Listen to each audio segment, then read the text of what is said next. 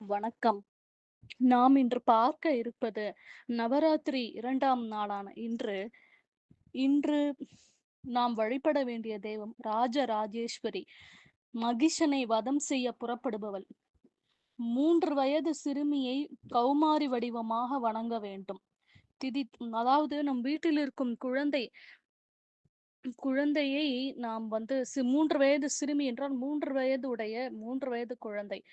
3 வயது சிறுமியை நாம் வந்து கௌமாரியாக நினைத்து வணங்க வேண்டும்.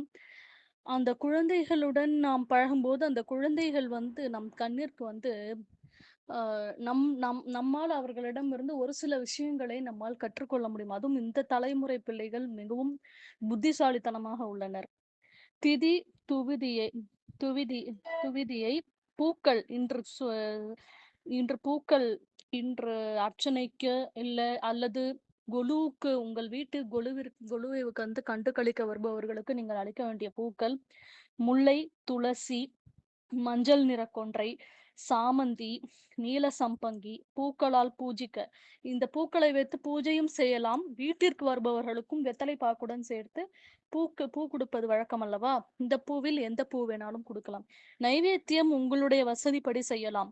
மனதில் அன்பு நாம் கடவுளுக்கு செய்யும்போது அன்புடன் செய்தாலே, அதை கண்டிப்பாக அம்பிகையாக இருந்தாலும், சிவனாக இருந்தாலும், கண்டிப்பாக எந்த கடவுளாக இருந்தாலும், நாம் செய்கின்ற ஒவ்வொரு செயலிலும் நம்முடைய அன்பு வெளிப்பட்டால், அந்த அன்பு தான் முதலில் ஏற்றுக்கொள்ளப்படுகிறது. அந்த அன்பின் வழியாகத்தான் நாம் குடுக்கின்ற பிரசாதத்தையும் அவர்கள் ஏற்றுக்கொள்கிறார்கள்.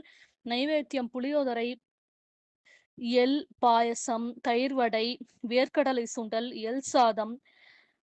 இன்று பாட வேண்டிய ராகம் கல்யாணி ராகத்தில் கீர்த்தனைகள் பாடலாம். கோலம் மாவினால் கோலம் போட வேண்டும். பல நோய்கள் நீங்கும், உடல் ஆரோக்கியம் பெருகும்.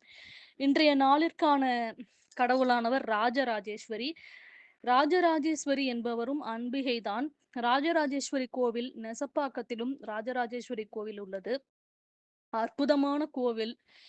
நாம் கோவில்கள் என்று எடுத்துக்கொண்டோமானால், அற்புதமான கோவில்கள் நாம் வழிபட வேண்டிய தலங்கள் நிறையவே உள்ளன. அதில் ஒன்று ராஜராஜேஸ்வரி கோவில்.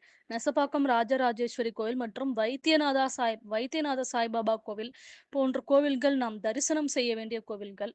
வாய்ப்பு கிடைப்பவர்கள் கண்டிப்பாக இந்த கோவிலுக்கு சென்று வழிபடவும். வாய்ப்புக்கு நன்றி.